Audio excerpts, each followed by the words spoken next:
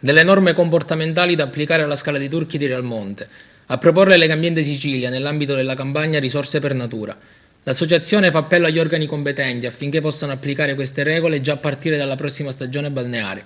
Nel decalogo, targato Legambiente, non illuminare artificialmente la falesia e non proiettare fasci luminosi su di essa, non cospargersi il corpo con fanghi derivanti dalla marna bianca, non impiegare trivelle o altri arnesi simili per il fissaggio di attrezzatura balneare e l'aspetto più importante è il divieto di accesso sul promontorio per evitare che il calpestio acceleri l'erosione della marna.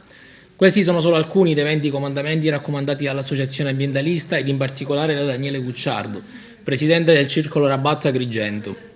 Le proposte dell'associazione sono state condivise da Giusy Savarino, presidente della commissione ARS, che ha affermato di volersi impegnare per la creazione di un tavolo tecnico di coordinamento degli enti competenti in materia. Anche l'associazione ambientalista Mare Amico concorda con le proposte di Legambiente e della Savarino, ricordando sui suoi profili social che già nel 2014 Mare Amico aveva suggerito all'ex sindaco di Realmonte, Piero Puccio, delle indicazioni comportamentali che non sono molto diverse da quelle presentate da Legambiente,